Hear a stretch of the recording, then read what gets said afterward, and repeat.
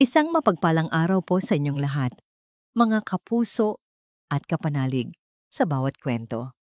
Muli, narito ang inyong lingkod upang maghatid ng isang salaysay na aantig sa inyong mga puso at susubok sa inyong pananaw sa buhay. Sinasabi nilang may mga hangganan ang bawat tao, isang guhit na naghihiwalay sa mayaman at mahirap, sa makapangyarihan at sa ordinaryo. Ngunit paano kung sa isang iglap ang guhit na yon ay binura ng isang alon ng katapangan at isang sigaw ng pag-asa? Halina't pakinggan natin ang kwento ni Liwayway sa kabanatang pinamagatang Ang Bagyo sa Puso. Ang amoy ng alat ng dagat na humahalo sa mamahaling pabango. Iyon ang unang napapansin ni Liwayway Jimenez tuwing umaga sa kanyang pagpasok sa Ang Silangan Yacht Club. Ang tunog ng mahihinang tawanan at lagitik ng mga kopita ng champagne ay kasama na rin sa kanyang araw-araw na buhay. Ngunit palagi siyang tila isang anino lamang na nagmamasid mula sa malayo. Habang itinutulak ang kanyang munting karito ng panlinis, ang bawat kislap ng sahig na marmol at kumikinang na salamin ay isang paalala ng mundong hindi kailanman magiging sa kanya. Ngunit hindi iyon ang mahalaga. Ang mahalaga ay ang sahod na ipinapadala niya linggo-linggo sa Baryo Amihan. Ang perang iyon ang nagpapaaral sa kanyang mga nakababatang kapatid at tumutustos sa gamot ng kanyang may sakit na ina. Kaya't tinitiis niya ang mga tinging mapangmata ng ilang miyembro, ang mga utos na tila ba hindi siya tao. Para sa pamilya, lahat ay kakayanin niya. Wayway, bilisan mo dyan. Dadaan na mamaya si General Imperial, bulong ng kasamahan niyang si Nene. Bahagya lamang siyang tumango, pinunasan ng ilang tuyong dahon na naligaw sa pasilyo. Ang pangalang iyon ay sapat na para magdulot ng kaba sa lahat ng empleyado. Si General Ricardo Imperial, ang may-ari ng halos kalahati ng lupain sa probinsya, at ang lolo ng batang madalas niyang nakikitang malungkot na nakatanaw sa dagat. Si Sinag. Hapon na nang magsimulang magbago ang himig ng panahon. Ang kaninang maaliwalas na kalangitan ay biglang binalot ng makakapal at maitim na ulap. Ang dating banayad na hangin ay naging marahas na hampas na nagdudulot ng malalakas na alon na humahampas sa pader ng pantalan. Nagsimulang magpanik ang mga miyembro ng club. Ang mga babaeng nakaeleganting bestida ay nagmamadaling pumasok sa loob. Iniinda ang pagkasira ng kanilang mga ayos. Ang mga lalaki naman ay abala sa pag-aayos ng kanilang mga yate. Sumisigaw ng mga utos sa mga tauhan. Sa gitna ng kaguluhan, isang maliit na figura ang nakakuha ng pansin ni Liwayway. Si Sinag. Nakatayo ito sa dulo ng pantalan. Hawak-hawak ang isang maliit na bangkang papel. Tila walang kamalay-malay sa papalapit na panganib. May hinahabol ang kanyang mga mata sa laot. Biglang kumidlat ng malakas na sinundan ng dagundong ng kulog. Sa gulat ng lahat, isang dambuhalang alon ang umakyat at humampas sa pantalan. Narinig ang isang matinis na sigaw na wala si Sinag. Ang lahat ay natigilan.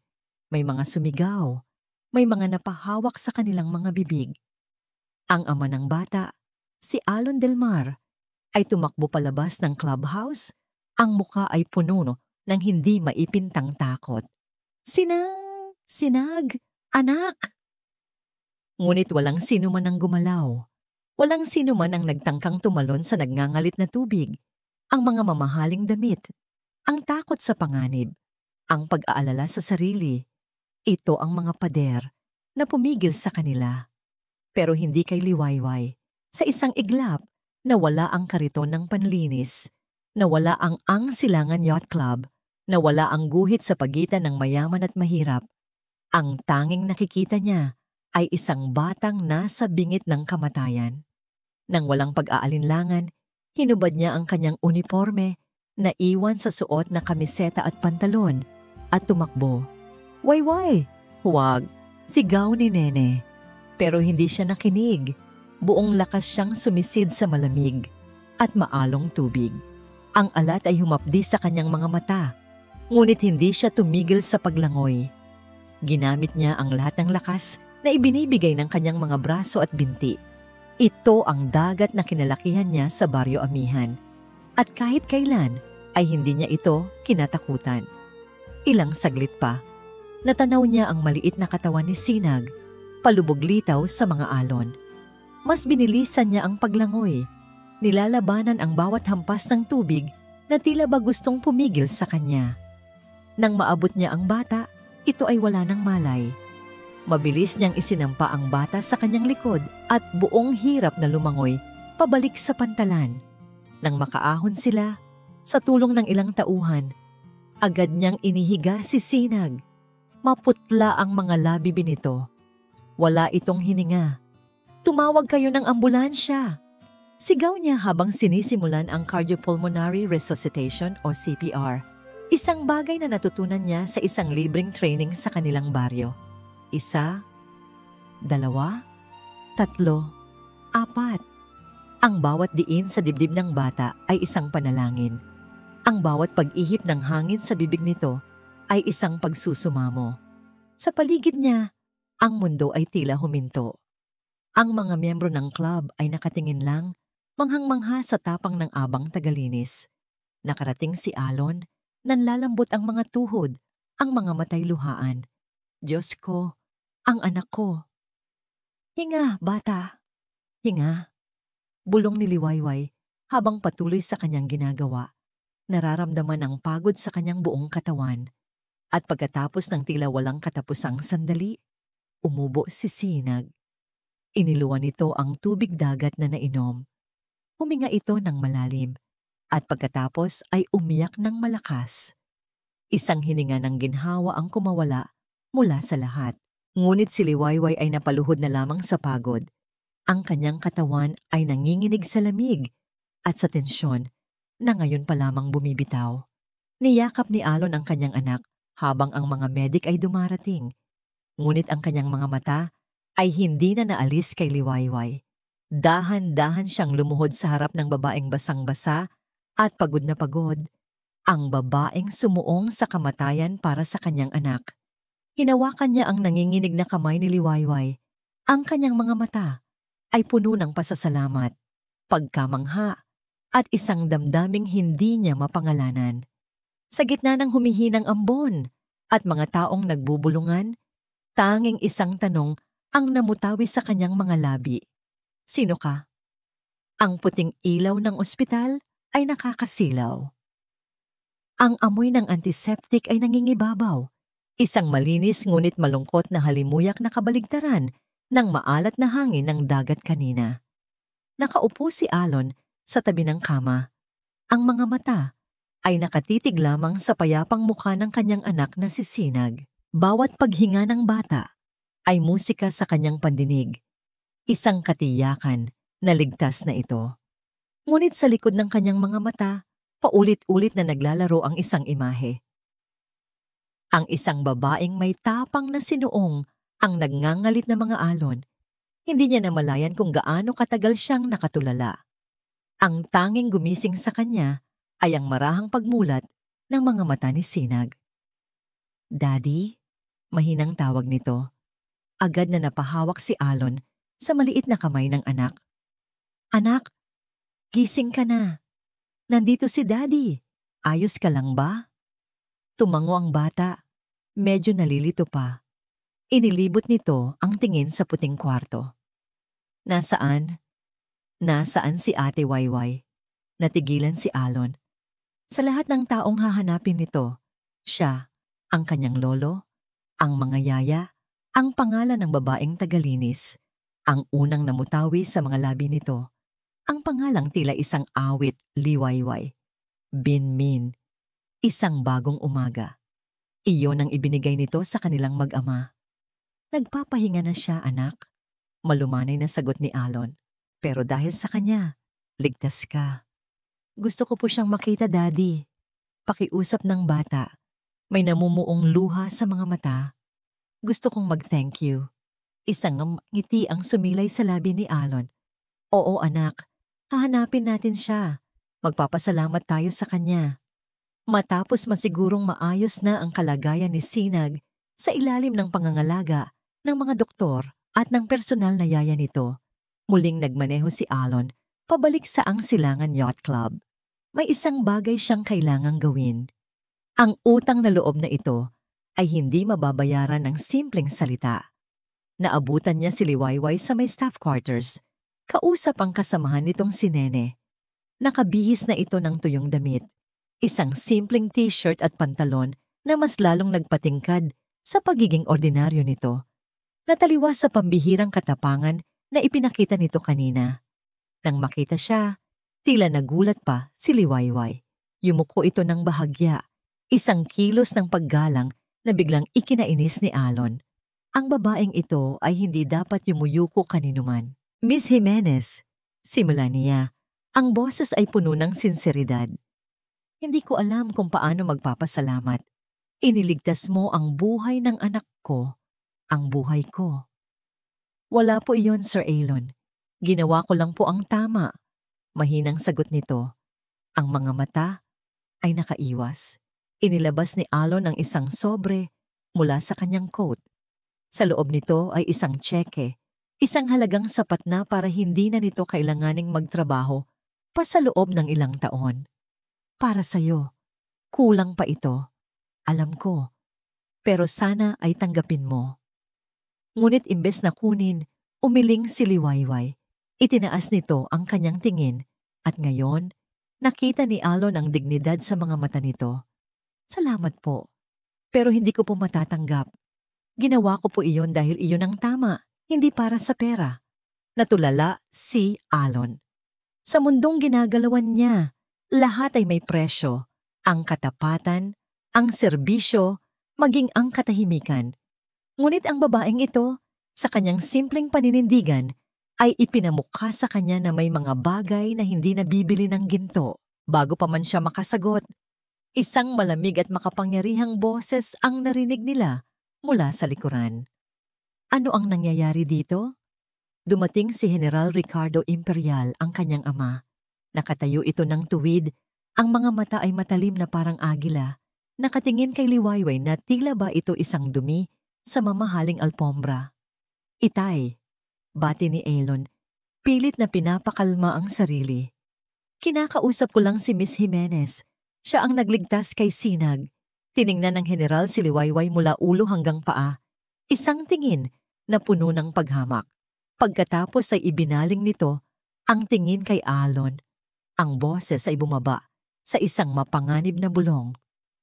Ang utang na loob ay binabayaran ng pera, hindi ng dangal, Alon. Huwag mong kalimutan kung sino tayo at kung sino lang sila. Ang bawat salita ay tila isang sampal. Nakita ni Alon ang bahagyang panginginig ng balikat ni Liwayway. Isang galit na matagal nang natutulog sa kalooban ni Alon ang nagsimulang magising. Hindi lang empleyado ang turing ko sa kanya, Itay. Bayani siya, mariing sagot ni Alon. Isang sarkastikong ngiti ang gumuhit sa labi ng general. Isang bayani na kailangang paalalahanan kung saan siya lulugar. Umuwi ka na. Ako na ang bahala rito. Alam ni Alon ang ibig sabihin ng ako na ang bahala rito. Ngunit sa mga sandaling iyon, ayaw niyang mag-isip. Ang gusto lang niya ay makabalik sa kanyang anak. Bago umalis, muli niyang tiningnan si Liwayway at sinabing, "Salamat ulit." Isang pangako na hindi pa sila tapos mag-usap. Nang gabing iyon sa mansyon, habang pinapatulog si Sinag, muling nagtanong ang bata. "Daddy, pupuntahan po natin si Ate Wayway, di ba?" Sabi niya, taga-baryo Amihan daw po siya. Ang determinasyon sa boses ng kanyang anak ang nagbigay linaw sa dapat niyang gawin. Samantala, sa kanyang marangyang opisina, pinulot ni General Ricardo Imperial ang telepono. Sa kabilang linya ay ang manager ng Ang Silangan Yacht Club. Walang emosyon sa kanyang boses. Tanging yelo at bakal. "Mayroon tayong empleyado dyan. Pangalan ay Liwayway Jimenez," panimula niya Ang bawat salita ay may bigat. Opo, General. Siya po yung pinutol ng General ang anumang sasabihin ng kausap. Nagbigay siya ng isang simpleng utos, isang hatol na magbabago sa lahat. Tanggalin mo ang babaeng yan. Ngayon din. Ang salitang tanggal ay parang isang malakas na sampal na hindi niya nakita na darating. Narinig niya ito mula sa bibig ng club manager kinabukasan, ngunit ang anino ni General Imperial ang malinaw niyang nakikita sa likod nito. Walang malinaw na dahilan. Company policy daw. Restructuring. Mga salitang walang laman na ang tanging layunin ay itago ang tunay na mensahe. Hindi ka nabibilang dito? Habang inililigpit niya ang kanyang mga gamit sa isang maliit na kahon, ramdam niya ang mga tingin ng kanyang mga katrabaho. Ang iba ay puno ng awa. Ang iba naman ay may halong takot. Takot na baka sila ang isunod. Tanging si Nene ang lumapit. Niyakap siya ng mahigpit. Mag-iingat ka, Wayway. Huwag kang mag-alala. May darating ding mas maganda para sa'yo. Ngunit paano darating ang mas maganda kung ang kasalukuyan ay biglang nagdilim? Ang sahod na inaasahan niya sana sa katapusan ng linggo ay hindi na darating. Ang mga pangarap na unti-unti niyang binubuo para sa kanyang pamilya ay gumuho na parang kastilyong buhangin. Sa biyahe pa uwi sakay ng luma at siksikang bus, ang tanawin ng mga naglalakihang gusali ay dahan-dahang napalitan ng malalawak na bukirin. Ang bawat kilometrong nilalakbay palayo sa syudad ay isang kilometrong naglalapit sa kanya sa katotohanang nabigo siya. Dala-dala niya ang kahihiyan kasama ng kanyang maliit na kahon. Paano niya ipapaliwanag sa kanyang nanay at tatay na ang trabahong ipinagmamalaki nila ay nawala sa isang iglap? Pagbaba niya sa Baryo Amihan, ang pamilyar na amoy ng sariwang hangin at natuyong dayami ang sumalubong sa kanya. Ang tahol ng mga aso at tawanan ng mga batang naglalaro sa kalsada ay tila nangungutya sa bigat na kanyang nararamdaman. Pagpasok niya sa kanilang simpleng bahay na gawa sa kahoy at yero, naabutan niya ang kanyang ina na naghahain ng hapunan. Liwayway, anak, ang aga mo yata. Masayang bati nito, ngunit agad ding napalitan ng pag-aalala nang makita ang kahon sa kanyang mga kamay at ang lungkot sa kanyang mga mata. Anong nangyari? At doon, hindi na napigilan ni Liwayway ang kanyang mga luha. Ikinuwento niya ang lahat. Ang pagligtas kay Sinag, ang pagtatangka ni Sir Alon na magbigay ng pera, ang malamig na tingin ng General, at ang biglaang pagkatanggal sa kanya.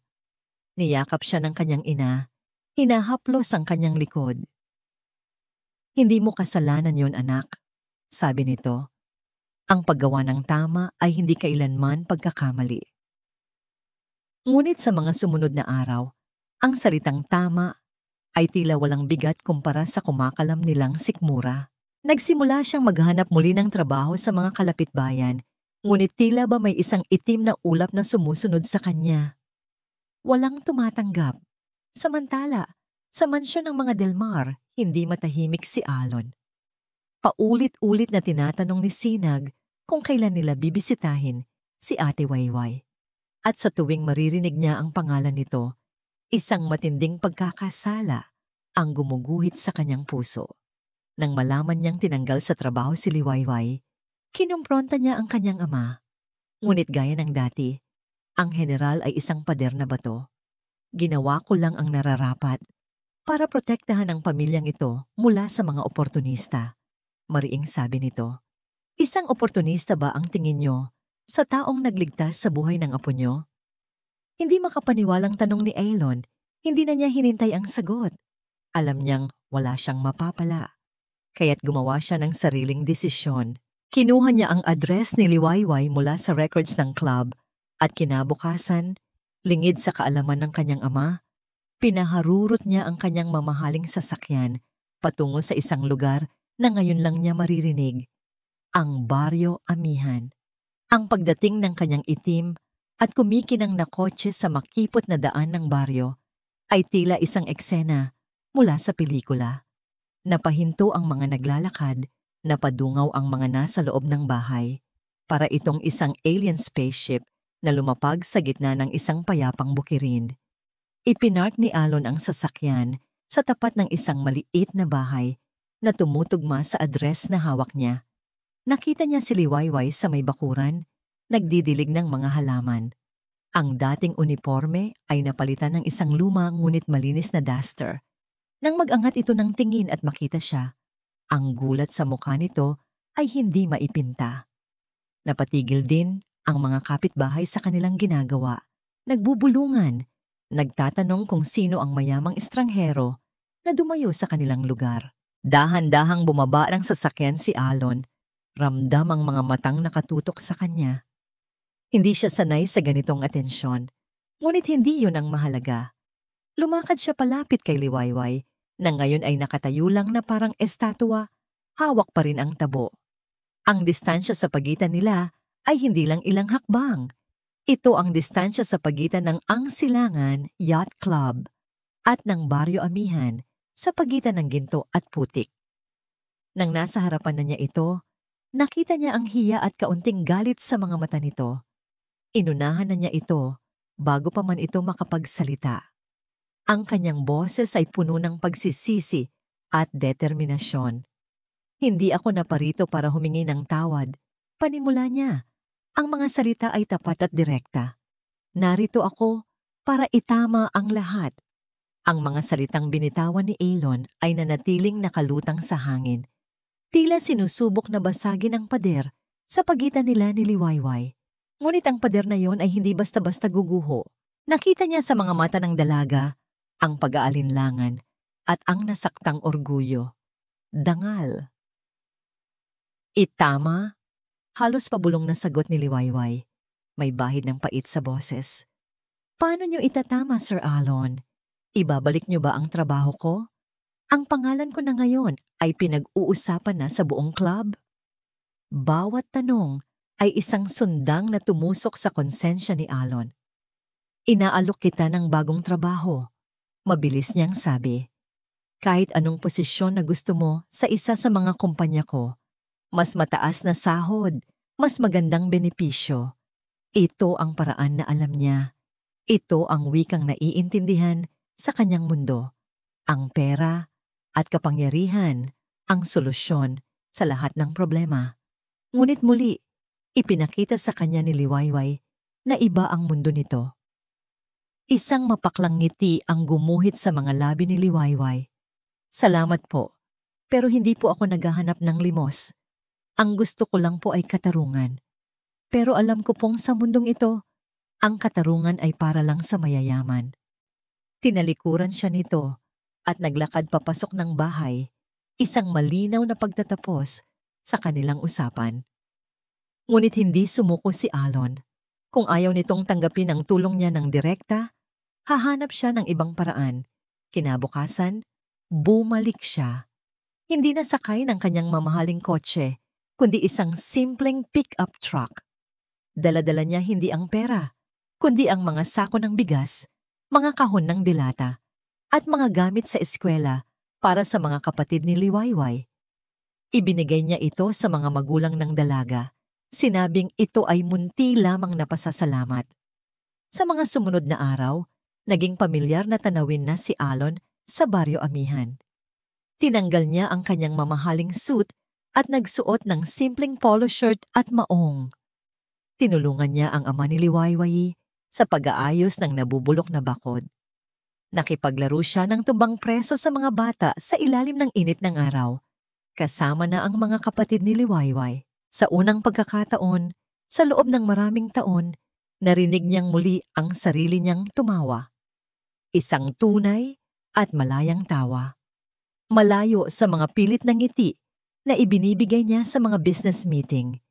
Pinagmamasdan lamang siya ni Liwayway mula sa malayo noong una. Puno pa rin ng pagdududa. Ngunit habang tumatagal, unti-unti niyang nakikita ang tunay na Alon Del Mar. Hindi ang milyonaryong amo, kundi ang isang amang nangungulila. Isang lalaking may mabigat na pinagdadaanan. Isang hapon, habang nagpapahinga sila, Sa ilalim ng isang puno ng mangga, naglakas loob siyang tanungin ito. Bakit niyo po ito ginagawa? Tumingin sa kanya si Alon. Ang mga mata ay seryoso. Dahil dito sa baryo niyo, nararamdaman kong humihinga ako ulit. Simula nang mawala ang asawa ko, parang palagi akong nasa ilalim ng tubig. Pero nang iligtas mo si Sinag, parang iniligtas mo rin ako. Iyon ang unang pagkakataon na may nagbukas sa kanya ng ganitong kahinaan. Ikinuwento ni Alon ang tungkol kay Isla, ang kanyang yumaong asawa, ang kalungkutan na iniwan nito, at ang bigat ng pagpapalaki kay Sinag ng mag-isa sa ilalim ng mapanuring mata ng kanyang ama. Sa kwento ni Alon, nahanap ni Liwayway ang isang kaparehong kaluluwa, isang taong nakakaintindi sa kung ano ang pakiramdam ng pagkawala. Doon, sa ilalim ng puno ng mangga, nagsimulang mamuo ang isang bagay na higit pa sa utang na loob, isang pag-unawa, isang koneksyon, isang kilig na matagal nang hindi naramdaman ni Liwayway. Ngunit ang bawat bulong ng kanilang namumuong pagtitinginan ay may katumbas na sigaw ng panganib mula sa malayo. Ang mga ginagawa ni Alon ay nakarating sa kaalaman ni General Ricardo. Para sa General, ito ay isang deklarasyon ng giyera. Ang kanyang anak ay hindi lamang tumutulong, ito ay nagpapakababa at sinisira ang pangalan ng pamilyang imperial. Isang araw, habang nag-aararo sa bukid, ang ama ni Liwayway, dumating ang isang kinatawan mula sa bangko. May dala itong sulat. Ang maliit na utang na ginamit nila para sa pagpapaospital ng ina ni Liwayway na dapat sana ay babayaran pa sa loob ng 1 taon ay biglang kailangan ng bayaran ng buo sa loob ng 1 linggo. Kung hindi, kukunin ng bangko ang kanilang lupa, ang kaisa-isang yaman ng pamilya. Gumuho ang mundo ng pamilya Jimenez. Alam nila kung sino ang nasa likod nito. Hindi ito ang bangko. Ito ang kapangyarihan ng general. Gabi iyon. Sa gitna ng kanilang hapagkainan na puno ng tensyon, nagkaroon sila ng pagtatalo.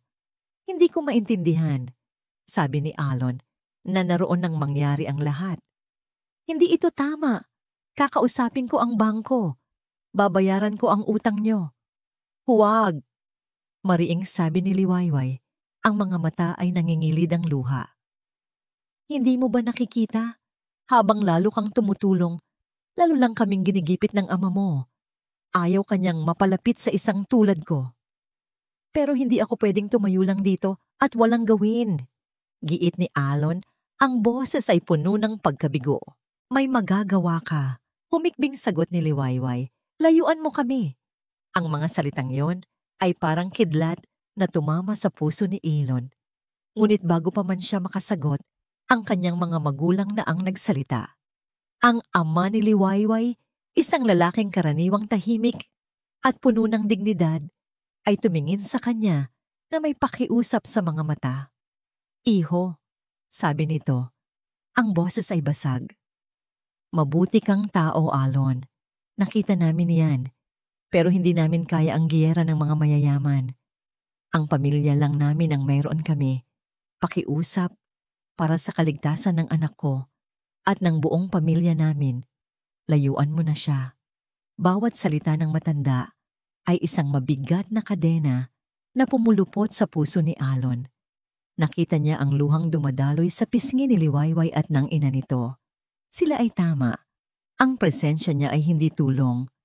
Ito ay lason, isang banta. At sa sandaling iyon, naramdaman niya ang tunay na kawalan ng kapangyarihan. Ang bigat.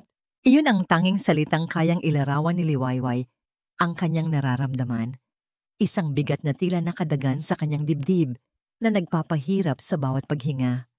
Isang araw na ang nakalipas mula nang paalisin niya si Elon. Isang araw na tila 1 taon sa haba.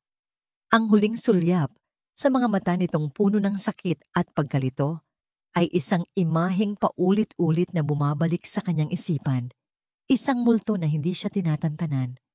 Ginawa niya ang tama para sa kanyang pamilya. Iyon ang paulit-ulit niyang sinasabi sa sarili. habang nagwawalis sa kanilang bakuran. Tama ang isuko, ang sariling kaligayahan para sa kanilang kapakanan. Tama ang iwasan ng gulo. Ngunit kung tama ang ginawa niya, bakit pakiramdam niya ay napakaliwanag na mali? Bakit ang puso niya ay sumisigaw sa pagsisisi? Nang gabing iyon, habang ang lahat sa bahay ay mahimbing nang natutulog, kinuha niya ang kanyang lumang cellphone. Tinitigan niya ang numero ni Alon na nakasave doon. Isang pindot lang, maririnig niyang muli ang boses nito. Ngunit para saan pa? Anong sasabihin niya? Na nagsisisi siya? Na namimiss niya ito? Iyon ay magpapagulo lamang sa lahat. Sa halip tinawagan niya ito sa kanyang isipan. Isang tahimik at desperadong pag-uusap. Patawad, Alon. Sana maintindihan mo. Kinuha niya ang isang piraso ng papel at sinubukang isulat ang kanyang nararamdaman. Ngunit ang mga salita ay ayaw lumabas. Ang tanging nagawa niya ay iguhit ang mukha ni Alon. At sa tabi nito, ang mukha ng munting sisinag. Isang pamilyang hindi kailanman magiging sa kanya. Samantala, sa mansyon ng mga Del Mar, ang katahimikan ay mas mabigat kaysa sa baryo amihan. Pagka-uwi ni Alon, sinalubong siya hindi ng yakap, kundi ng malamig na presensya ng kanyang ama. Sa loob ng opisina nito, naganap ang isang pagsabog na matagal nang kinikimkim ni Alon. Masaya na ba kayo, Itay? Sigaw ni Alon. Ang boses ay basag sa galit at pighati. Nagawa niyo na ang gusto niyo. Sinira niyo ang isang inosenteng pamilya dahil lang sa inyong pride. Pinoprotektahan ko lang kayo. Matigas na sagot ng general, ibinagsak ang kamao sa mamahaling lamesa. Mula sa mga ahas, na tulad ng babaeng iyon, hindi mo ba nakikita? Ginagamit ka lang niya. Hindi. Umiling si Alon. Siya ang nagpakita sa akin kung ano ang tunay na halaga. Isang bagay na hindi kailanman mabibili ng pera niyo. Pinili niyo ang kapangyarihan kaysa sa kaligayahan ng sarili niyong pamilya. Ang sigawan ay umalingaw-ngaw sa buong mansyon. Isang baso ang nabasag. Ang mga salita ay naging mga sandatang nagbigay ng mga sugat na hindi nakikita. Sa labas ng pinto ng opisina, isang maliit na anino ang nakatayo, nanginginig. Sisinag. Narinig niya ang lahat. Hindi niya naiintindihan ang mga salitang pride o oportunista. Ngunit naiintindihan niya ang sakit sa boses ng kanyang ama. Naiintindihan niyang ang kanyang lolo, ang dahilan kung bakit malungkot si Daddy. At naiintindihan niyang pinapalayo nito ang nag-iisang taong nagbalik ng ngiti sa kanilang mga labi, si Ate Wayway. Dahan-dahan, tumalikod si Sinag. Pumasok siya sa kanyang kwarto, hindi para umiyak, kundi para magplano. Kung ayaw ng mga matatanda na ayusin ang problema, siya ang gagawa ng paraan. Kinuha niya ang kanyang maliit na backpack at inilagay sa loob ang kanyang paboritong laruang kotse, isang bote ng juice at ang natirang cookies mula sa merienda. Ang pinakamahalaga sa lahat, kinuha niya ang kanyang lapis at isang papel. Iguhit niya ang 3 tao, isang mataas na lalaki, isang babaeng may mahabang buhok, at isang batang nasa gitna. Magkakahawak sila ng kamay. Sa ilalim, isinulat niya ang kanilang mga pangalan sa sulat na pagkabata-bata. Daddy, Ate Wayway, Sinag. Nang tumahimik na ang buong bahay, dahan-dahan niyang binuksan ang pinto ng kanyang kwarto. Gamit ang liwanag mula sa buwan na tumatagos sa malalaking bintana, tahimik siyang naglakad palabas, dumaan sa kusina, at lumabas sa pinto sa likod na laging nakakalimutang ilak ng hardinero. Makalipas ang 1 oras, nang kumalma na si Alon, napagpasyahan niyang silipin ang kanyang anak. Iyon ang kanyang laging ginagawa pagkatapos ng isang mabigat na araw. Ang pagmasdan ang payapang pagtulog ni Sinag ang kanyang tanging kanlungan. Ngunit pagbukas niya ng pinto, ang kanlungan ay nawala. Ang kama ay walang laman. Ang kumot ay maayos na nakatupi. Sinag, tawag niya. Ang boses ay nagsisimula ng manginig. Tiningnan niya sa banyo. Sa ilalim ng kama, wala. Ang kanyang puso ay nagsimulang tumibok ng sobrang bilis. Isang pamilyar na takot ang gumapang sa kanyang kalamnan. Sinag! Sigaw niya, ang boses ay puno na ng purong panik. Bumalik siya sa kama, umaasang nagkamali lang siya ng tingin. Ngunit wala talaga ang bata. Ang tanging nandoon, sa ibabaw ng unan, ay isang piraso ng papel. Kinuha niya ito. Ang drawing. Siya, si Liwayway, si Sinag, magkakahawak ng kamay. Sa sandaling iyon, naintindihan niya ang lahat. Hindi ito kidnapping. Ito ay isang pagtakas, isang paghahanap. At alam niya kung sino ang hinahanap ng kanyang anak. Nanginginig ang mga kamay, kinuha niya ang kanyang telepono. Wala siyang ibang maisip na tawagan. Isang tao lang ang makakaintindi. Isang tao lang ang pinagkakatiwalaan ng kanyang anak. Dinial niya ang numero. Ang bawat ring ay isang pagtibok ng kanyang desperadong puso. Nang sa wakas, ay may sumagot sa kabilang linya. Isang mahinang hello. Hindi na niya napigilan ang sarili. Ang kanyang boses ay basag, puno ng takot na ngayon lang niya naramdaman sa buong buhay niya. Wayway. Nawawala si Sinag. Ang bawat segundo matapos marinig ang basag na boses ni Liwayway sa kabilang linya ay tila isang paghampas ng martilyo sa puso ni Alon. Nawala ang pride, nawala ang pag-aalinlangan.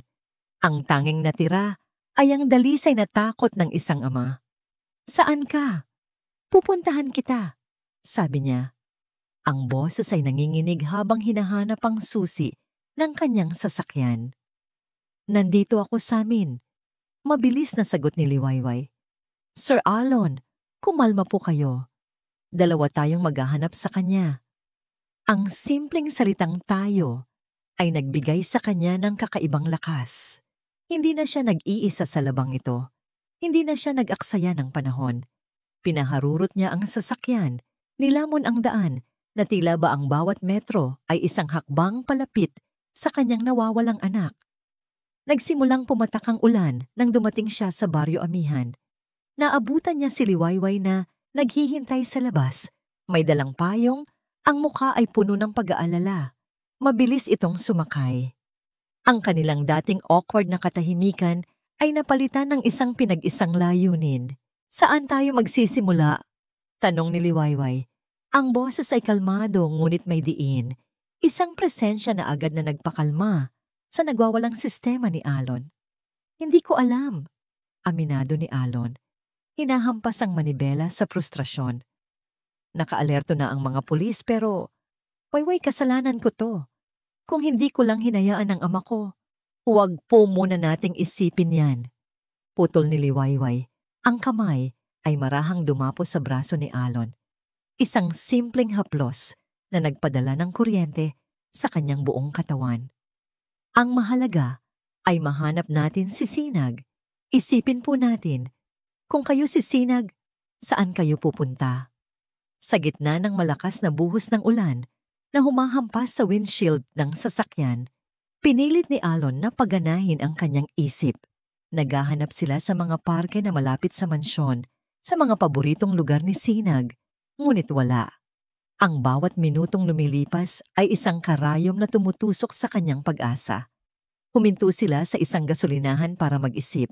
Habang nakatingin sa kawalan, sa mga ilaw ng sasakyan na sumasayaw sa basang kalsada, hindi na napigilan ni Alon ang bigat sa kanyang dibdib.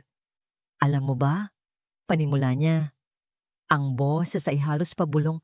Simula nang mamatay si Aisla, parang palagi akong nasa ilalim ng tubig. Bawat araw ay isang pagpipigil ng hininga. Akala ko iyon na ang buhay. Ang mabuhay para lang kay Sinag. Tumingin siya kay Liwayway. Ang mga mata nito ay nakikinig ng may buong atensyon. Pero dumating ka, pagpapatuloy niya. Noong araw na yon sa pantalan, noong iniahon mo si Sinag mula sa tubig, parang iniahon mo rin ako. Binigyan mo kami ng hangin. Binigyan mo kami ng liwanag.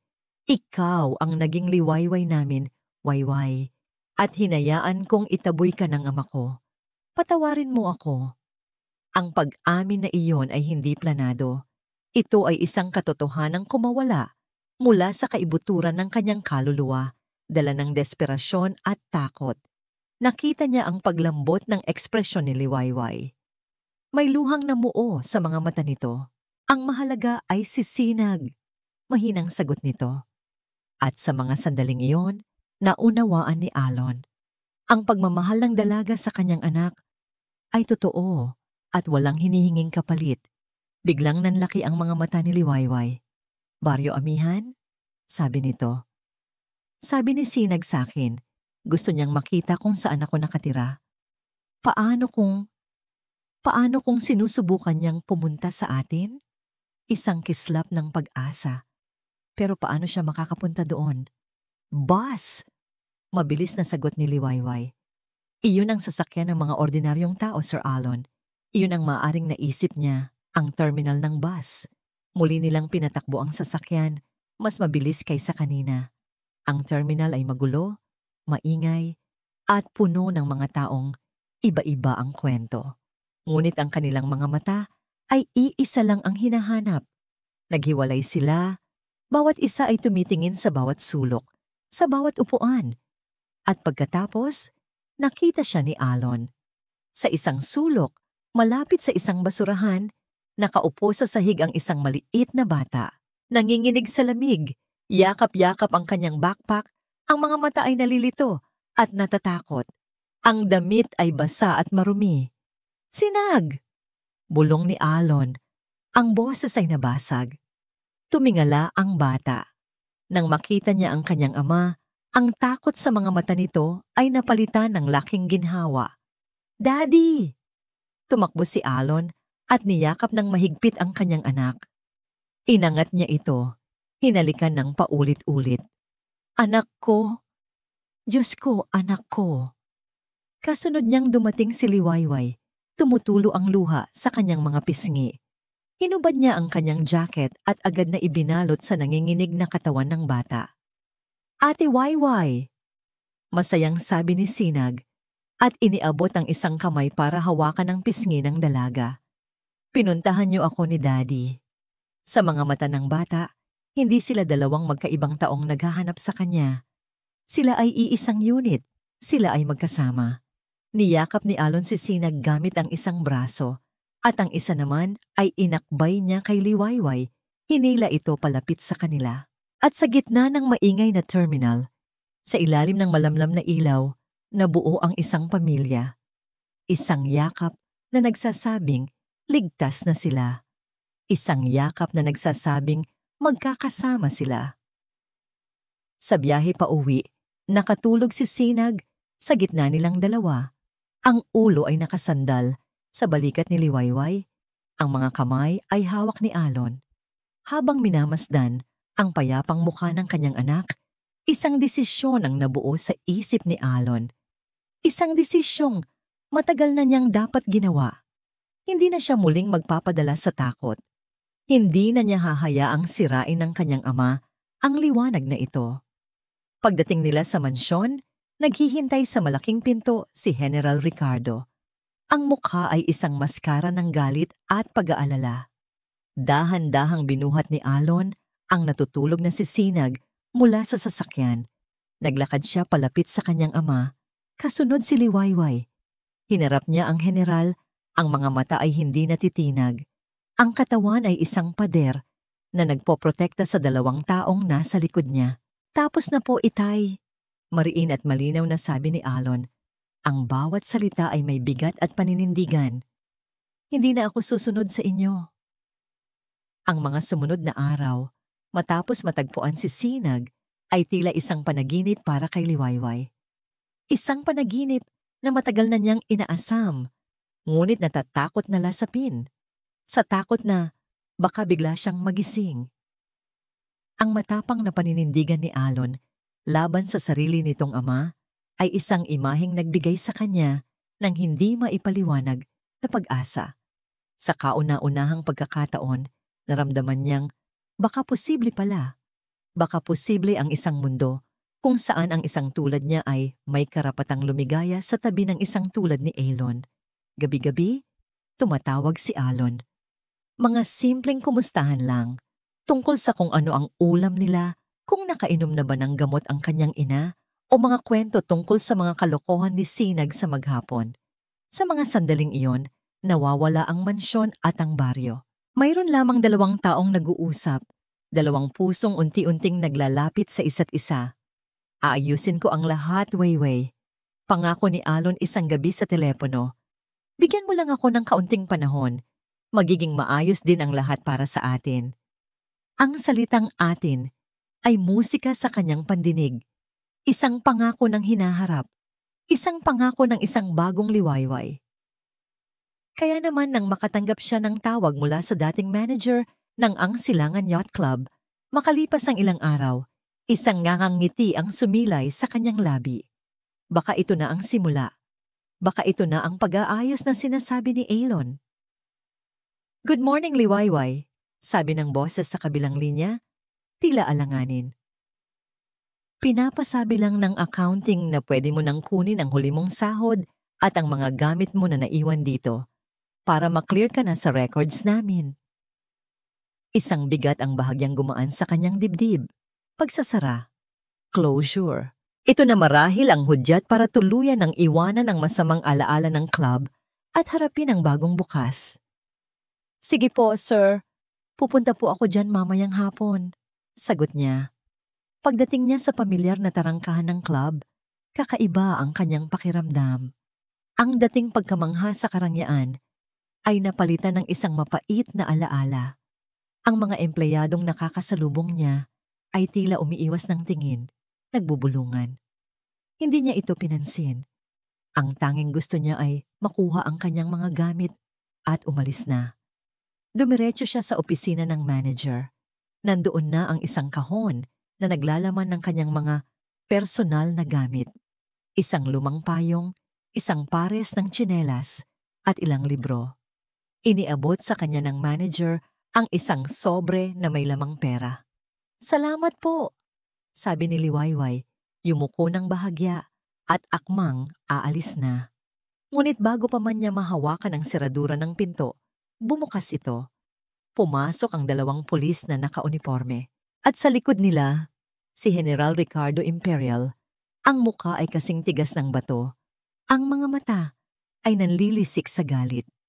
Nanlamig ang buong katawan ni Liwayway. Ang hangin sa silid ay biglang naging mabigat at mahirap hingahin. Ano? Anong pong problema? Nanginginig niyang tanong. Hindi siya sinagot ng general. Tumingin ito sa isa sa mga pulis. Gawin niyo na ang trabaho niyo. Humarap sa kanya ang pulis. Ang boses ay formal at walang emosyon. Miss Liwayway Jimenez, meron po kaming report na may nawawalang isang mamahaling alahas dito sa club. At ayon sa aming testigo, ikaw ang huling nakitang malapit sa kwarto kung saan ito nawala. Ano po? Imposible po yan. Halos pasigaw niyang sagot. 1 linggo na po akong hindi nagtatrabaho dito. Isang diamond necklace. Malamig na sabi ng general, ang boses ay parang yelo na tumutusok sa kanyang balat. Ang kwintas ng yumaong asawa ni Alon, isang pamana sa pamilya na hindi matutumbasan ng pera. Ang pagbanggit sa pangalan ni Isla ay isang sampal. Pakiramdam ni Liwayway ay dinudungisan ng kanyang pagkatao sa pinakamalupit na paraan. Wala po akong ninanakaw. Giit niya. Ang mga luha ay nagsisimula ng mamuo sa kanyang mga mata. Kung ganoon, wala ka sigurong itinatago. Sabi ng pulis, pahintulutan mo kaming inspeksyonin ang iyong mga gamit. Walang siyang nagawa kundi tumango. Sa harap nilang lahat, ibinuhos ng pulis ang laman ng kahon sa lamesa. Payong, tsinelas, mga libro, wala. Pagkatapos, ang laman ng kanyang mumurahing shoulder bag, suklay, lipstick, pitaka na may kakarampot na barya. Wala. Nakahinga siya ng maluwag, katotohanan ng kanyang kakampi. Ngunit may isang bagay pa sa loob ng kahon, ang luma niyang uniforme maayos na nakatupi. Kinuha ito ng pulis. Habang inilaladlad nito ang damit, isang bagay ang kumislap at nahulog mula sa bulsa nito. Gumawa ito ng isang maliit na tunog nang tumama sa sahig na gawa sa kahoy.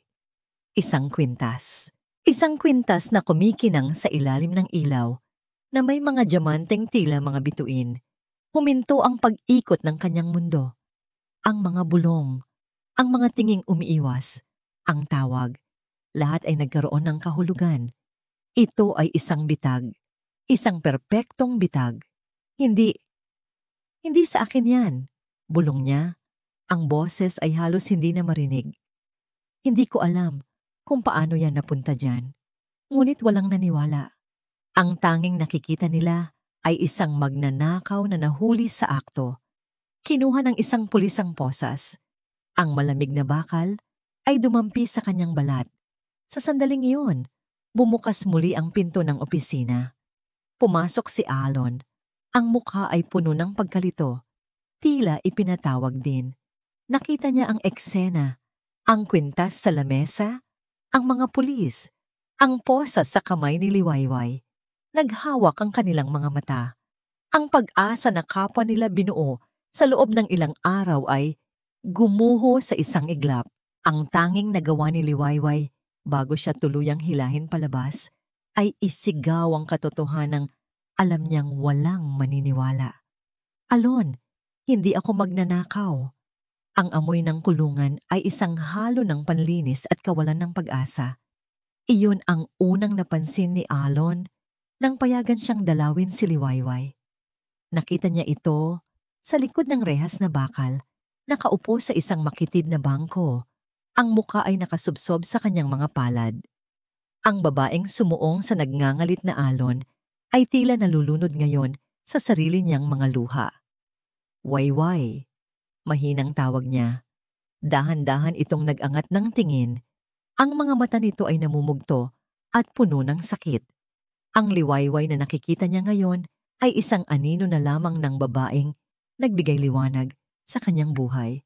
Sir Alon, humikbi ito. Wala po akong ginawa. Maniwala po kayo sa akin. Lumapit si Elon. Ang mga daliri ay humawak sa malamig na bakal na naghihiwalay sa kanila. Pinaniniwalaan kita, mariin niyang sabi. Naririnig mo ba ako, Wayway? Pinaniniwalaan kita at ilalabas kita rito. Ipinapangako ko. Ngunit ang kanyang mga salita ay tila hangin lamang na dumaan. Umiling-iling ito. Paano ang ama niyo? Napakakapangyarihan niya. Tapos na ako, Sir Alon. Tapos na ang lahat. Ang makita ang pagguho ng kanyang pag-asa ay mas masakit pa kaysa sa anumang suntok na natanggap niya sa buong buhay niya. Umalis siya sa presinto na may nag-aalab na apoy sa kanyang dibdib. Hindi ito galit. Ito ay isang uri ng puot na kayang sumunog ng buong mundo. Dumiretso siya sa mansyon. Hindi niya pinansin ang mga katulong na bumabati sa kanya. Isang tao lang ang gusto niyang makita. Ibinagsak niya ang pinto ng opisina ng kanyang ama. Naabutan niya itong kalmadong nakaupo sa kanyang silyang gawa sa leather. Nagbubuhos ng mamahaling alak sa isang baso. Anong ginawa niyo? Tanong ni Elon. Ang boses ay mababa at puno ng panganib. Tumingin sa kanya ang general. Walang bakas ng pagkagulat. Ang nararapat. Simpleng sagot nito. Pinakita ko sa iyo ang tunay na kulay ng babaeng yon.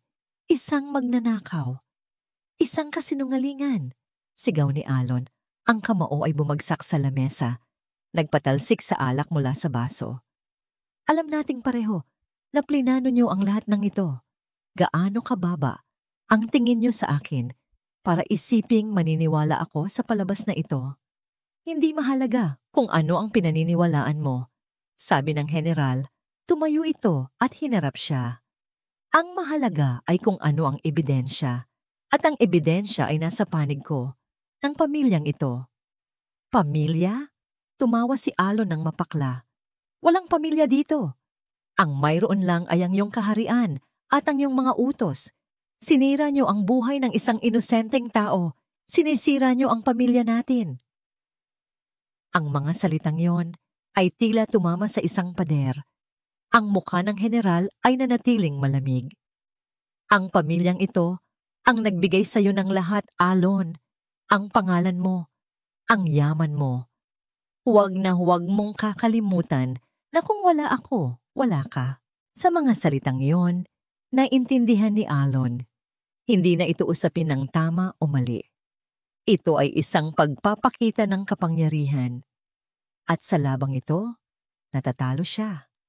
Kinabukasan, kinausap niya ang pinakamagaling na abogado na kaya niyang bayaran, si Attorney Romero, isang matandang lalaki na matagal nang nagsisilbi sa kanilang pamilya.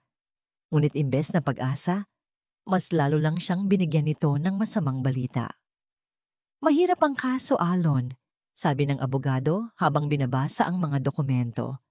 Ang ebidensya ay matibay. Ang kwintas ay nakuha sa pag-iingat niya. Ang testigo ay ang iyong ama. Ang halaga ng kwintas ay sapat para maging non-bailable ang kaso. She could face years in prison. Pero frame up lang ang lahat ng ito, giit ni Alon. Iyon ang kailangan nating patunayan. At kung walang testigo o matibay na ebidensya, salita lang natin laban sa salita ng isang General Imperial. Malungkot na sagot ng abogado. Kailangan natin ng himala. Isang himala. O isang bagay na mas konkreto. Ang CCTV, biglang sabi ni Alon. Ang security footage sa club. Iyon ang magpapatunay na may nagtanim ng kwintas sa gamit niya. Agad silang nagtungo sa security room ng club. Gamit ang impluensya ni Alon, pinayagan silang tingnan ang mga recording. Puno ng pag-asa, hinanap nila ang footage mula sa araw na yon, sa oras na tinawagan si Liwayway. Ngunit nang subukan nilang i-play ang video file mula sa camera na nakatutok sa staff quarters. File corrupted. Basa ng mensahe sa screen. Sinubukan nila ulit. Error. Imposible. Bulong ni Alon. Tiningnan nila ang ibang mga kamera. Lahat ay gumagana. Tanging ang pinakaimportanteng anggulo, sa pinakaimportanteng oras, ang biglang nasira. Napaupo si Alon sa upuan. Ang lahat ng lakas ay tila hinigop mula sa kanyang katawan. Perpekto. Ang plano ng kanyang ama ay perpekto. Isinara nito ang lahat ng pinto. Sinira ang lahat ng bintana. Naiwan siyang nakakulong sa isang sitwasyon na walang labasan. Nawala si Liwayway. Nawala ang hustisya. Lahat ay nawala. Habang ang abogado niya ay kausap pa ang security personnel, walang ganang pinindot-pindot ni Alon ang mouse. Tinitingnan ang ibang mga footage mula sa ibang mga araw. Isang paraan para ilayo ang isip sa sakit. Isang video mula sa isang linggo bago ang insidente. Ang entrance ng mga empleyado. Nakita niya ang isang pamilyar na mukha, isang security guard na matagal na rin sa club. Sino nga pala yung guard na yon? Wala sa sariling tanong niya sa kasalukuyang naka-duty. Si Mang Jess, di ba? Si Mang Jess po? Sagot ng staff. Nako, tinanggal yan, sir. Biglaan nga po kinabukasan mismo pagkatapos maaresto yung babae. Isang kislap. Isang maliit na kislap sa gitna ng kadiliman. Huminto si Alon sa kanyang ginagawa. Ang mga piraso ng puzzle sa kanyang isip ay nagsimulang gumalaw. Isang nawawalang footage. Isang biglaang pagkakatanggal sa trabaho. Hindi ito coincidence. Isa itong sinulid. Isang napakanipis na sinulid na kung hihilahin niya, baka sakaling gumuho ang lahat ng kasinungalingan ng kanyang ama. Ang sinulid ng pag-asa na natagpuan ni Alon sa security room ay naging kanyang tanging obsesyon sa mga sumunod na araw, si Mang Jess, ang security guard na biglang nawala. Kung may isang taong may alam sa pagkasira ng CCTV footage, iyon ay siya. Ngunit ang paghahanap sa kanya ay parang paghahanap ng karayom sa isang talahiban.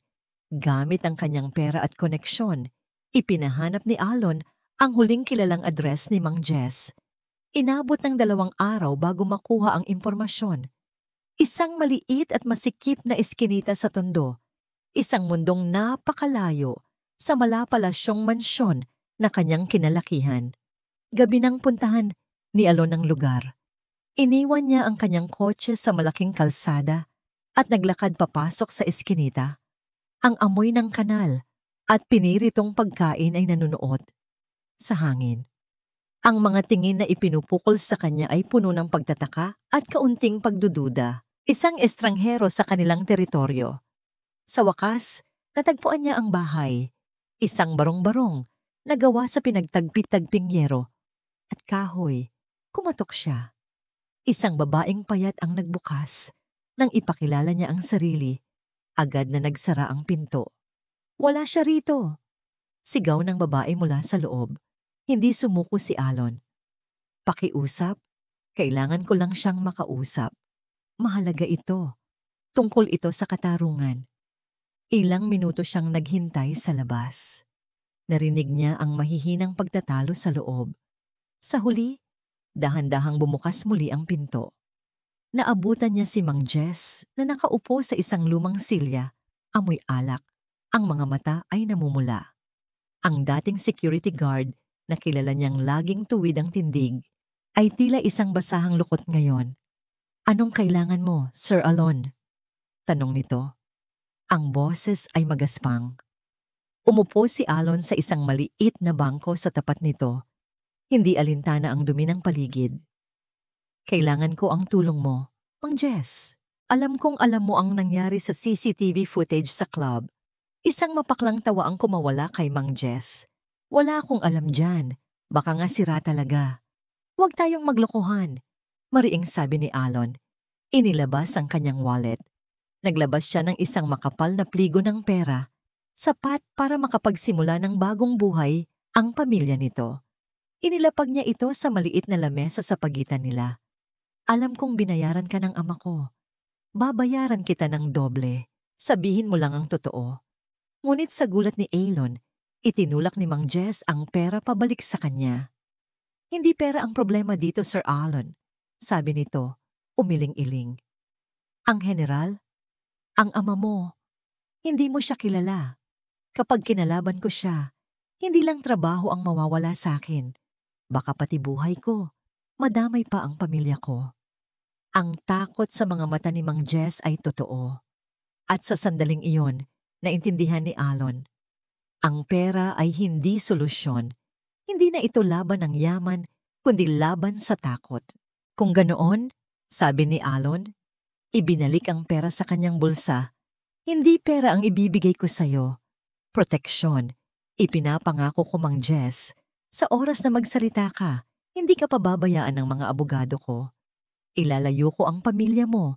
Sisiguraduhin kong hindi ka magagalaw ng ama ko. Ang hinihingi ko lang ay ang katotohanan. Para sa isang inosenteng babae na nabubulok ngayon sa kulungan. Ikinuwento niya ang lahat tungkol kay Liwayway. Ang pagligtas nito, kay Sinag. Ang kabutihan nito, ang kawalang katarungan na dinaranas nito. Matagal na katahimikan ang namayani sa pagitan nila. Tanging ang tunog ng videoke mula sa kapitbahay ang maririnig. Pinanood ni Alon ang pagtatalo sa kalooban ni Mang Jess, ang takot laban sa konsensya. Sa wakas, isang malalim na buntong hininga ang pinakawalan ng matanda. Tumingin ito sa kanyang asawa na nasa sulok at pagkatapos ay bumalik ang tingin kay Alon. May kopya ako. Halos pabulong nitong sabi. Natigilan si Alon. Anong kopya? Bago ko binura ang original file, gumawa ako ng kopya sa isang maliit na USB, aminado nito. Para lang kung sakali. Para may panigurado ako. Konsensya, Sir Alon. Mahirap kalaban ng konsensya. Isang bugso ng pag-asa ang bumuhay sa buong pagkatao ni Alon. Ito na ang himalang hinihintay nila. Inabot ni Mang Jess ang isang maliit na USB drive. Ang kamay ay nanginginig. Sa loob ng drive na yon ay ang katotohanan. Ang kalayaan ni Liwayway. Bago umalis, muling hinarap ni Alon si Mang Jess. Salamat, sabi niya. Ang salita ay kulang para ipahayag ang kanyang pasasalamat. Tutuparin ko ang pangako ko. Kinabukasan, Agad niyang dinala ang USB kay Attorney Romero. Sa opisina ng abogado, isinaksak nila ito sa laptop. Pinanood nila ang video. Malinaw na malinaw. Isang anino ng tao na kalaunan ay nakilala nilang isa sa mga personal na tauhan ng general ang pumasok sa staff quarters at may inilagay sa bulsa ng uniforme ni Liwayway. Pagkatapos ay ang pagbura sa file. Ito na, sabi ni Attorney Romero, isang ngiti ng tagumpay ang unti-unting gumuhit sa kanyang mga labi. May laban na tayo, Alon. Isang napakalakas na laban. Tumango si Alon. Ang dibdib ay puno ng determinasyon. Ngunit sa likod ng tagumpay na nararamdaman niya ay may isang malamig na katotohanan. Isang tanong na kailangan niyang harapin. Handa ka na bang tuluyang sirain ang relasyon mo sa iyong ama sa harap ng buong mundo? Tanong ng abogado. Tila nababasa ang kanyang iniisip. Tumingin si Alon sa bintana, sa mga gusaling sumisimbolo sa imperyong binuo ng kanyang ama. Imperyong nakatakda niyang wasakin para sa katarungan, para sa pag-ibig. Matagal nang sira, attorney. Sagot niya, ang boses ay matatag. Panahon na para itayo ang tama mula sa mga guho. Ang courtroom ay malamig at tahimik, isang uri ng katahimikan na mas nakakabingi kaysa sa pinakamalakas na ingay. Nakaupo si Liwayway sa tabi ng kanyang abogado, si Attorney Romero. Nakasuot siya ng isang simpleng puting bestida na ipinadala ni Alon. Isang simbolo ng kalinisan at inosensya sa gitna ng maruming laban na ito. Sa bawat paghinga niya, nararamdaman niya ang pagtibok ng kanyang puso na tila gustong kumawala sa kanyang dibdib. Sa kabilang panig ng silid, nakaupo ang prosekusyon. At sa likod nila, sa hanay ng mga manonood, nakaupo si General Ricardo Imperial. Ang kanyang mukha ay isang maskara ng malamig na kumpiyansa, ang kanyang presensya ay tila isang madilim na ulap na nagpapabigat sa buong silid. Sa tabi nito, nakaupo si Alon. Hindi sila magkatabi. May isang espasyo sa pagitan nila na sumisimbolo sa giyerang namamagitan sa mag-ama. Nagtama ang kanilang mga mata ni Alon. Nakita niya sa mga mata nito ang isang mensahe. Magtiwala ka. Iyon ang tanging pinanghawakan niya. Nagsimula ang paglilitis. Ang taga-usig, isang matalas at agresibong abogado, ay iprinisenta ang kaso ng may buong kumpiyansa. Inilatag niya ang mga ebidensya. Ang mamahaling kwintas, ang testimonya ng mga staff sa club na nagpatunay na ang kwintas ay nasa pag-iingat ni Liwayway at ang tila hindi matitinag na salaysay ng pangunahing testigo. The prosecution calls General Ricardo Imperial to the stand. Tumayo ang general. Ang bawat hakbang ay may bigat at awtoridad. Umupo siya sa witness stand na tila ba isa itong trono. Sa ilalim ng kanyang panunumpa, isinalaysay niya ang isang perpektong kwento ng kasinungalingan. Ipininta niya ang isang larawan ni Liwayway bilang isang mapanlinlang na babae, isang oportunista na ginamit ang pagligtas sa kanyang apo bilang isang paraan para makapasok sa kanilang pamilya. Nakita ko ang pagnanasa sa kanyang mga mata, sabi ng general. Ang boses ay puno ng kunwaring kalungkutan. Ang pagnanasa hindi lamang sa pera, kundi sa isang buhay na hindi para sa kanya. Ginawa niya ang lahat para makuha ang tiwala ng aking anak, ni Alon. At nang hindi niya ito nakuha, nagpasya siyang kumuha na lamang ng isang bagay na may halaga. Bawat salita ay isang laso na kumakalat sa isipan ng mga nakikinig. Naramdaman ni Liwayway ang mga mapanghusgang tingin na ipinupukol sa kanya. Pakiramdam niya ay hinuhubaran siya at hinuhusgahan sa harap ng lahat. Gusto niyang sumigaw, sabihin kasinungalingan ang lahat, ngunit pinigilan siya ng marahang hawak ni Attorney Romero sa kanyang kamay. Hindi pa ngayon, tila bulong nito. Nang matapos ang testimonya ng general, tumayo si Attorney Romero para sa cross-examination. Ngunit sa halip na atakihin ng general, ilang simpleng tanong lang ang kanyang binitiwan. Mga tanong na tila walang koneksyon sa kaso. Pagkatapos ay sinabi niya, "No more questions for this witness, Your Honor." Dumating ang pagkakataon para sa depensa na magpresinta. At ang unang tinawag ni Attorney Romero ay si Liwayway. Nanginginig ang mga tuhod. Naglakad siya papunta sa witness stand. Pakiramdam niya ay ang lahat ng mata sa buong mundo ay nakatutok sa kanya. Nang umupo siya at nanumpa, tiningnan niya ang huwes. Pagkatapos ay ang mga taong naroroon. At sa huli, kay Alon. "Miss Jimenez," mahinahong simula ni Attorney Romero, "maaari mo bang isalaysay sa korteng ito, gamit ang iyong sariling mga salita, kung ano ang nangyari sa araw na yon?" Huminga ng malalim si Liwayway at nagsimula siyang magsalita, hindi bilang isang akusado, kundi bilang isang tao.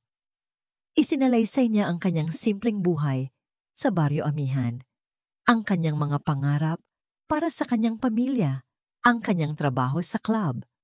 Ikinuwento niya ang tungkol sa bagyo, ang takot na naramdaman niya, at ang tanging nagtulak sa kanya na tumalon sa tubig, ang makitang ligtas si Sinag. "Hindi po ako bayani, Your Honor," sabi niya. Ang boses ay nanginginig, ngunit puno ng katapatan. "Isa lang po akong ordinaryong tao na gumawa ng tama dahil iyon po ang itinuro sa akin ng aking mga magulang. Ang dangal po ay hindi nasusukat sa dami ng pera o sa kinang ng alahas. Ito po ay nasa puso. At ang puso ko po malinis." Hindi niya sinubukang siraan ng general. Hindi niya sinubukang magpaliwanag tungkol sa bitag. Isinalaysay lamang niya ang kanyang katotohanan. "Ang tanging yaman ko po sa buhay ay ang aking pangalan. At yun po ang ninakaw sa akin sa araw na yon. Hindi po ang kwintas, kundi ang aking pagkatao." Nang matapos siyang magsalita, isang katahimikan ang bumalot sa courtroom. Walang bumubulong, walang umuubo. Maging ang taga-usig ay tila natigilan. Ang kanyang simpleng salaysay na puno ng emosyon at dignidad ay mas malakas pa kaysa sa anumang ebidensyang inilatag laban sa kanya. Tumayo si Attorney Romero. "Wala na po akong ibang katanungan para sa aking kliyente, Your Honor." Bumalik si Liwayway sa kanyang upuan. Ang dibdib ay mas magaan. Ano man ang mangyari, nasabi na niya ang kanyang panig. Naipagtanggol na niya ang kanyang dangal. Muling tumayo si Attorney Romero. Ang kanyang mukha ay seryoso. Humarap siya sa huwes. Ang kanyang susunod na mga salita ay yumanig sa buong silid. "Your Honor, the defense calls a surprise witness to the stand." Nakita ni Liwayway ang pagbabago sa mukha ni General Imperial. Ang kanyang kumpiyansa ay biglang naglaho, napalitan ng isang bahid ng pagkalito at takot. Tumingin si Alon sa kanyang ama, hindi na may galit, kundi may awa. Ang simula ng pagbagsak ay nagsimula na. Ang pagtawag ni Attorney Romero sa isang surprise witness ay naghahasik ng bulungan sa buong courtroom. Nakita ni Alon ang pagkunot ng noo ng kanyang ama, isang maliit na bitak sa perpektong maskara ng kapangyarihan nito. Ang lahat ng mata ay nakatuon sa pinto sa likuran ng silid. Bumukas ito at pumasok si Mang Jess. Ang dating security guard ay nakasuot ng isang plantsadong polo, ngunit ang kaba sa kanyang mukha ay hindi maitatago. Naglakad siya na tila ba ang bawat hakbang ay may bigat na 1,000 kilo. Nang dumaan siya sa harap ni General Imperial, ni hindi niya ito magawang tingnan. Naupo si Mang Jess sa witness stand. Nanginig ang kanyang kamay nang itaas niya ito para manumpa. "Maari mo bang sabihin sa korteng ito ang iyong pangalan at ang dati mong trabaho?" Mahinahong simula ni Attorney Romero. Jessie Vargas po. Dati po akong security guard sa Angsilangan Yacht Club." "Gaano katagal ka nang naninilbihan doon?" 15 taon na po sana," sagot ni Mang Jess. Ang boses ay may bahid ng panghihinayang. "Sana? Ibig sabihin, hindi ka na nagtatrabaho doon ngayon. Bakit?" Huminga ng malalim si Mang Jess, tila kumukuha ng lakas mula sa hangin. "Tinanggal po ako. Biglaan." "Kailan ito nangyari?" "Kinabukasan po." pagkatapos pong maaresto si Miss Jimenez. Isang mas malakas na bulungan ang umalingaungaw. Nakita ni Alon ang pag-igting ng panga ng kanyang ama. Mang Jess? Pagpapatuloy ng abogado. May kinalaman ba ang pagkatanggal mo sa kasong ito? Tumingin si Mang Jess sa kanyang mga kamay na nasa ibabaw ng kanyang mga hita. Pagkatapos, dahan-ahan niyang itinaas ang kanyang tingin, diretsong tumingin sa mga mata ng general. Sa unang pagkakataon, nakita ni Alon na nawala ang takot sa mga mata ng matanda. Napalitan ito ng determinasyon. Opo, mariin nitong sagot. Dahil inutusan po ako ni General Imperial na burahin ang CCTV footage mula sa araw na yon. Ang pag-amin ay parang isang bombang sumabog sa gitna ng katahimikan. Napatayo ang taga-usig. Objection, Your Honor. Hearsay. Sustained, sabi ng huwes. Mr. Vargas, mayroon ka bang patunay sa iyong sinasabi? Wala na pong mas titibay pa sa patunay na ito, Your Honor. Sabi ni Attorney Romero. Nagbigay siya ng hudyat sa kanyang assistant. Isang malaking screen ang ibinaba sa harap. May I present to the court a copy of the security footage that was supposedly erased. Isinaksak ang USB at sa screen, sa harap ng lahat, ng huwes, ng mga abogado, ng mga manonood at ng namumutlang si General Imperial. Umilaw ang katotohanan. Nakita nila ang isang lalaki na kinilala bilang isa sa mga personal na bodyguard ng general na maingat na pumasok sa staff quarters. Nakita nila ang pagkuha nito sa uniforme ni Liwayway at ang mabilis na paglalagay ng isang kumikinang na bagay sa bulsa nito. Ang video ay malinaw. Hindi mapagkakaila. Nang matapos ang video, ang katahimikan sa courtroom ay nakakabingi. Ang lahat ng mata ay napunta sa general na ngayon ay nakaupo na tila isang estatuang gawa sa yelo. Ang kulay ay nawala sa kanyang mukha. Ngunit hindi pa tapos si Alon. Ito na ang sandali. Ang sandali para palayain hindi lang si Liwayway, kundi pati na rin ang kanyang sarili. Tumayo siya. Lahat ay nagulat, maging ang kanyang abogado. Your Honor, kung maari po, sabi ni Alon, ang boses ay matatag at malinaw. May gusto po akong sabihin, hindi bilang isang testigo, kundi bilang isang anak at isang biktima. Pinahintulutan siya ng huwes. Naglakad si Alon papunta sa gitna. Hinarap hindi ang huwes, kundi ang kanyang ama. Ang kwintas na yon, panimula niya, ay pag-aari ng aking yumaong asawa, si Isla. Sabi ng aking ama, ito raw ay isang pamana. Ngunit ang totoo, ito ay isang simbolo. Isang simbolo ng lahat ng sakit na dinanas ni Isla sa kamay niya. Alon, tumigil ka! Sigaw ng general. Sinusubukang tumayo, ngunit tila napako sa kanyang kinauupuan. Hindi pinansin ni Alon. Si Isla, tulad ni Liwayway, ay galing din sa isang simpleng pamilya. At mula sa unang araw, hindi siya tinanggap ng aking ama. Tinawag niya itong manggagamit. Minamaliit niya ang kanyang pagkatao. Araw-araw, unti-unti niyang sinisira ang kumpiyansa ni Isla hanggang sa ang dating masayahing babae ay nalunod sa depresyon. Kasalanan ko, pag-amin ni Alon, ang boses ay nabasag sa unang pagkakataon.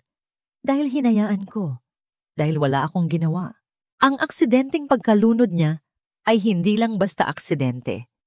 Ito ay resulta ng isang kaluluwang matagal nang nalulunod sa kalungkutan na idinulot ng puot at pagmamataas ng aking ama. Tumingin siya kay Liwayway. Ang mga mata ay puno ng pagsisisi at pagmamahal. At nang makita ng ama ko na nagkakaroon ulit ako ng pag-asang lumigaya sa piling ni Liwayway, natakot siya. Natakot siyang maulit ang lahat. Ngunit ang hindi niya maintindihan, ang tunay na panganib ay hindi ang kanilang pinanggalingan. Ang panganib ay ang kanyang sariling puso na puno ng galit. Ginamit niya ang kwintas ni Isla para sirain ang isang babaeng kamukha ni Isla, isang kabalintunaan, isang kalapastanganan sa alaala ng aking asawa. Tumingin siya pabalik sa kanyang ama, na ngayon ay nakayuko na, talunan, wasak. Tapos na ang paghahari niyo, Itay. Tapos na. Umupo si Alon. Ramdam niya ang pagod, ngunit ito ay isang pagod na may kasamang ginhawa, isang paglaya. Sa gitna ng kaguluhan, pumukpok ng martilyo ang huwes. Pagkatapos ng ilang sandali ng deliberasyon, ibinigay niya ang hatol. Based on the evidence presented, this court finds the accused, Miss Liwayway Jimenez, not guilty of the crime charged. She is hereby acquitted. Isang malakas na palakpakan at sigawan ang umalingaw-ngaw. Niyakap ni Liwayway si Attorney Romero, umiiyak sa tuwa at ginhawa. Ngunit ang kanyang mga mata ay hinanap si Alon. Tumakbo si Alon palapit sa kanya.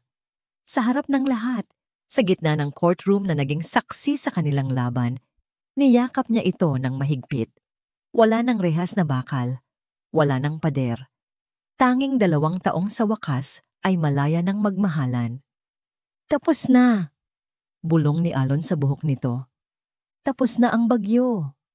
Lumipas ang ilang linggo matapos ang paglilitis, ngunit para kay Liwayway, ang bawat araw ay tila isang bagong simula. Ang balita tungkol sa ginawang paninira at pagmamanipula ni General Imperial ay kumalat na parang apoy. Ang dating iginagalang na pangalan ay nabayhiran ng kahihiyan. Nahaharap ito ngayon sa patong-patong na kaso. Isang emperador na nawalan ng korona at kaharian. Ngunit malayo sa gulo ng syudad, sa Baryo Amihan, ang buhay ay payapa. Hindi na bumalik si Alon sa mansyon. Nagpasya siyang iwan ang lahat ng yaman at karangyaan na nagpapaalala lamang sa kanya ng sakit ng nakaraan. Sa halip, umupa siya ng isang maliit ngunit disenteng bahay malapit sa pamilya Jimenez. Para kay Liwayway, ang makita si Alon na masaya sa simpleng buhay ay isang kagalakang hindi niya maipaliwanag. Wala na ang mga mamahaling suit at kumikinang na sapatos. Napalitan ito ng mga simpleng t-shirt at tsinelas. Araw-araw, tinutulungan ni Alon ang kanyang ama sa bukid. Natuto itong mag-igib ng tubig sa poso at magpakain ng mga manok. At si Sinag, sa unang pagkakataon, naranasan nitong maglaro ng habulan sa putikan, umakyat ng puno, at maligo sa ilog kasama ang mga kapatid ni Liwayway. Ang tawa ng bata ay mas malakas at mas masaya kaysa dati. Isang hapon, habang papalubog na ang araw at nagkukulay kahilang kalangitan, naabutan ni Liwayway si Alon na nakaupo sa isang bangko sa labas ng kanilang bahay. Seryosong kausap ang kanyang ama. Lumapit siya ng dahan-dahan, sapat lang para marinig ang kanilang pinag-uusapan. Mang Ruben, narinig niyang sabi ni Alon, ang boses ay puno ng respeto. Alam ko pong marami kaming naging pagkukulang at nagdulot ng gulo sa pamilya niyo. Pero sana po, payagan niyo akong patunayan na malinis at totoo po ang intensyon ko sa anak ninyo, kay Liwayway. Ngumiti ang kanyang ama, isang nangiting bihira niyang makita. Alon, iho, sabi nito. Tinapik ang balikat ni Alon. Hindi namin tinitingnan ang yaman mo o ang pangalan mo. Ang nakikita namin ay ang puso mo at nakita namin kung paano mo ipinaglaban ang aming anak. Iyon ay higit pa sa sapat. Isang mainit na damdamin ang bumalot sa puso ni Liwayway. Ito ang basbas. Ang pagtanggap na hindi niya inakalang posible. Kinagabihan, niyaya siya ni Alon na mamasyal.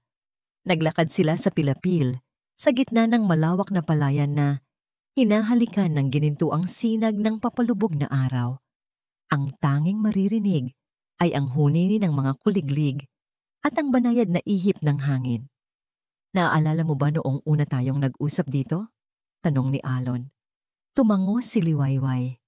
Opo, noong sinusubukan niyo pa akong suhulan. Natatawa niyang sagot. Tumawa rin si Alon. Ang dami ko pang dapat matutunan noon.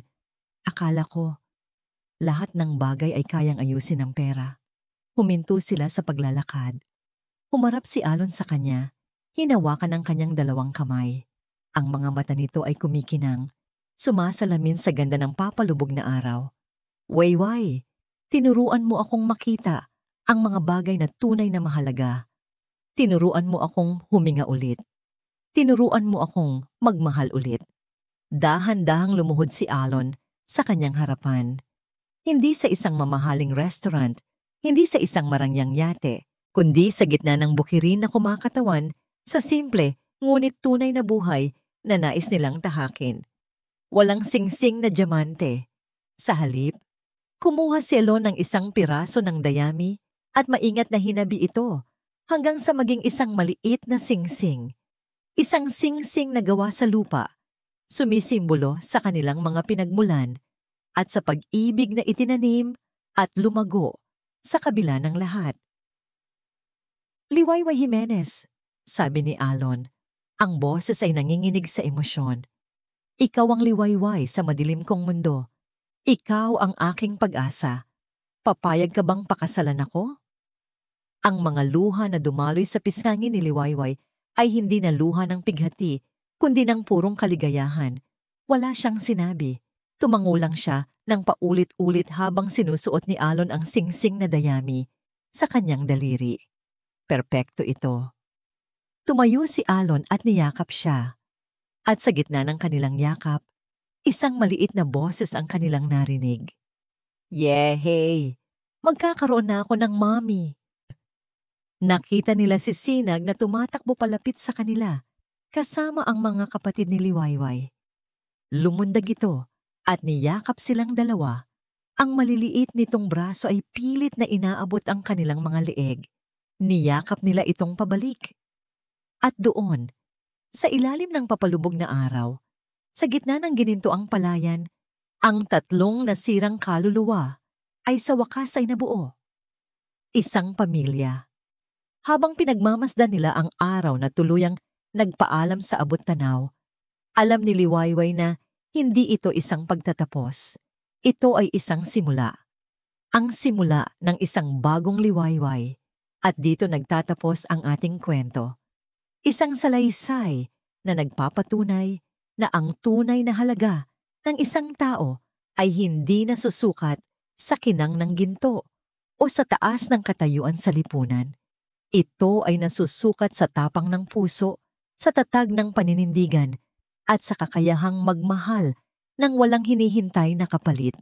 Ang pag-ibig, kapag ito'y totoo at dalisay, ay kayang buwagin ang anumang pader at kayang bigyan ng liwanag ang pinakamadilim na nakaraan. Maraming salamat po sa inyong walang sawang pagsubaybay, mga minamahal naming tagapakinig.